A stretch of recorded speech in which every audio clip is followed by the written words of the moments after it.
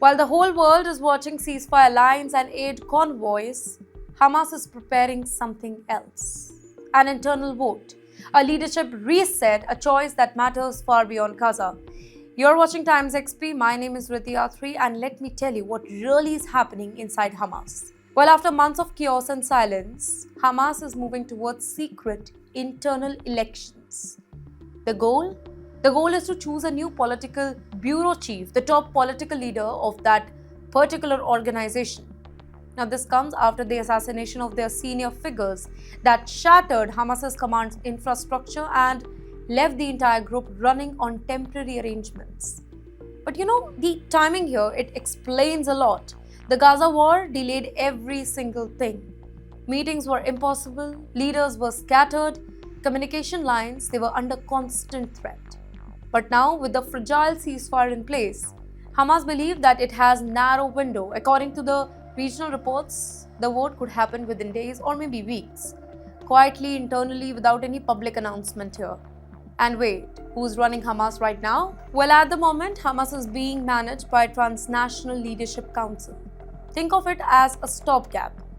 Basically, no single faces there, shared authority, limited mandate. Once a new chief is elected, this particular council will dissolve. Power? Well, it will consolidate again. Another question, who gets to vote? Well, the decision rests with the Shura Council. About 50 members are there. They come from Gaza, the West Bank, Hamas leaders living abroad. This council is already coordinating logistics, in fact, securing communication channels and preparing the ballot. No rallies, no speeches, just influence behind closed doors. And yes, here are two names that everybody is watching. Khalil Al-Hayya, a Gaza-based leader deeply connected to Moment's core, known for organizational discipline. Supporters see him as grounded, pragmatic, in fact friendly tied to Hamas's internal structure as well. But critics say that he is too Gaza-focused and less international reach. Another name is Khalid Mashal, a familiar face based abroad, once the public voice of Hamas for years. Supporters argue that he has international experience. He understands diplomacy and pressure politics. He knows how to navigate regional powers here. But critics respond that he is too distant from Hamas's current reality, seen by some as part of an older era. Now, this is more than a personal choice.